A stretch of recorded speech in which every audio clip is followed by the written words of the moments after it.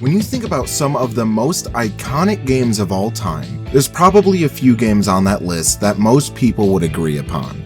Modern Warfare 2, Fallout New Vegas, Skyrim, Minecraft, Sonic Adventure 2, but how about the zombie game that defined the genre? That not only set the standards of a zombie game, but was also better than all of its competition.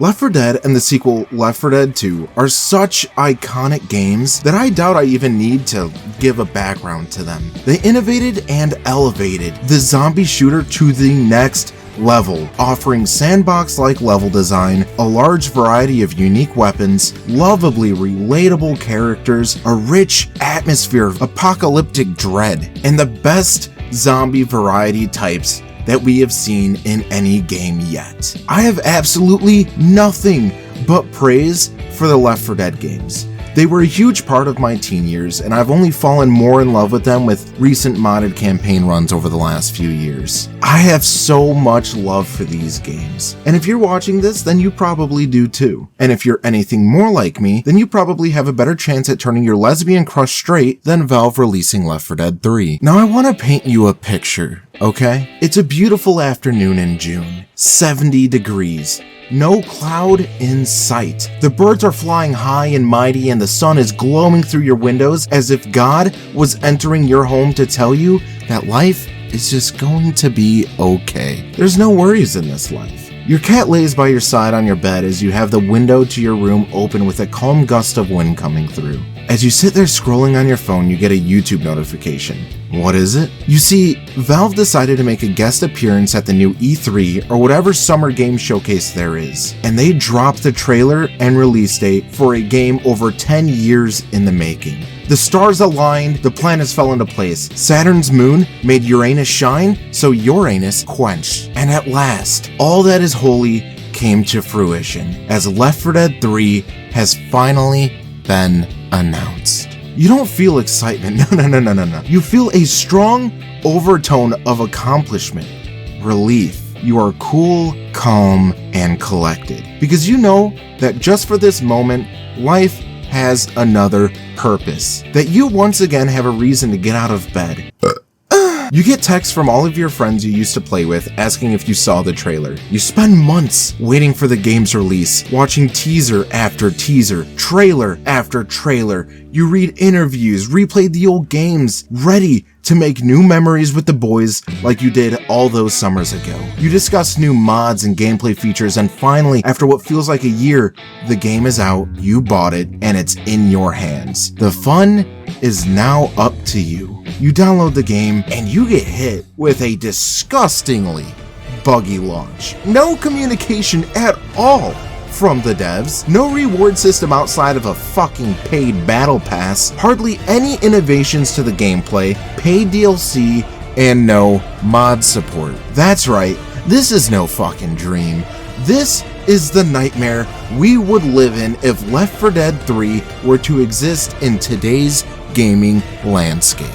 Now we all know a thing or two about modern gaming, but this would just be painful. So painful, in fact, it's hard to believe that this is very much so could be a reality. You see, video games are made to be entertaining, fun, maybe tell stories, but at the end of the day, the money speaks the most. There is still a bottom line to reach, profit to make, and money to obtain. Part of what makes the original 2 Left 4 Dead games so good is the time in our life that they came out in. The standards for gaming back then are nothing like what the standards in gaming are now. You see, in order for a multiplayer or co-op game to succeed, it needs constant content and reasons to keep grinding the game. A game being fun is no longer a good enough reason to keep coming back to it. I call this the Fortnite effect. Gaming used to only require the game to be fun with a stable structure and maybe some very small DLCs throughout the following year. But now our little pea-brains that soak in thousands of 6-second videos from TikTok can no longer be stimulated without the thought of a new update every week. What Fortnite did was take a game with a fun and stable structure and add new content every single week, or at the very least, tweaking what was already there to spice up day-to-day matches. You see, on paper, this is beautiful. In fact, I wish every game could be like this, but it's unrealistic to expect any game to constantly pump out new stuff, new rewards,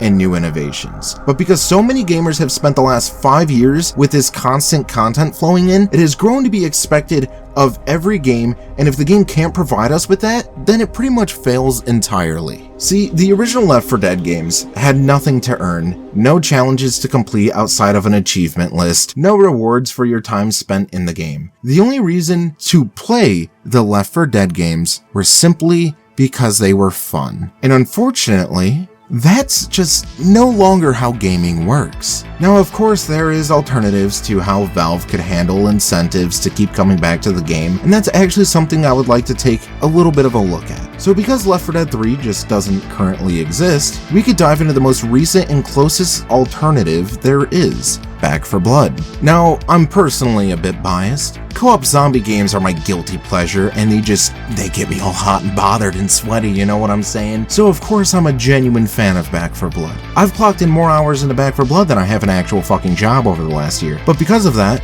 I'm very aware of the flaws that this game has. Back 4 Blood is fundamentally the same game as Left 4 Dead, but structured its content slightly differently. Instead of short campaigns, Back 4 Blood has multi-hour long campaigns called acts. The game launched with 4 acts, with the final act being just a boss fight. So 3 really long campaigns and a boss fight. It took about 6 months for Back 4 Blood to get its first DLC, which added some tunnels which worked out as unique levels with unique loot that you could bring with you through the act. This is something that spiced up the game quite a lot, but waiting 6 months for this was just absurd. Left 4 Dead in its history released several campaign DLCs, which featured plenty of different objectives, location varieties, and well, that's pretty much it. All of the DLCs were short and didn't take much time to complete. But because of today's gaming landscape, there would need to be more.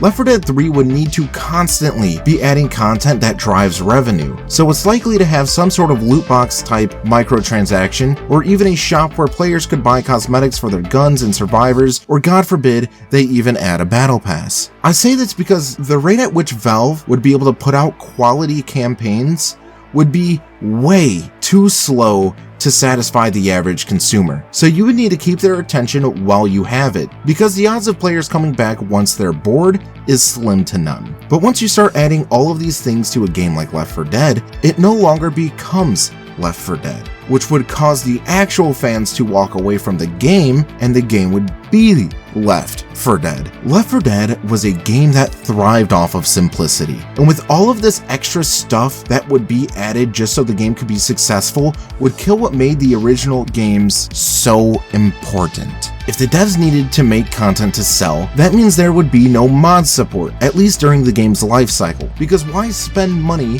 when modders do it for free? So now we as fans are out of the feature that makes the game so replayable on PC in the first place. We would lose that tone of apocalyptic dread that I mentioned earlier. The game would become a laughingstock, a shell of its former self, losing all of its identity. I know so many people would disagree with me, and that's fine, and if you do, please leave a comment. I read all of them, so just let me know why I'm completely wrong if that's what you believe. But I believe if Left 4 Dead launched as is now, with maybe updated graphics, the game would be bashed into the ground harder than Joel's skull was with a golf club, because there just wouldn't be enough content to earn, or make your time invested feel worth it. It would need so much more to survive today, ironically losing what made the game so fun in the first place. Just surviving and replaying levels, and just being a fun game. I hope to God that we get a Left 4 Dead 3 one day, and I hope I am entirely fucking wrong on this topic, and I can take down this video knowing how dumb I was in the past. But I can't help but just feel that Left 4 Dead truly is a relic of the past that captivated so many of our childhoods and just our young adult years, and it should stay that way. But because of where gaming is today, these style of games struggle to maintain a player base. We saw it with Back 4 Blood, and I'm sure without mods we would see it far more with the original Left 4 Dead games. And I firmly believe that if Left 4 Dead 3 launched now, that it would fail to maintain relevancy and quickly die off. That it would fail to meet expectations of longtime fans. That it would fail to live up to the hype of the past games. I believe that if Left 4 Dead 3 launched today, it would be a colossal failure.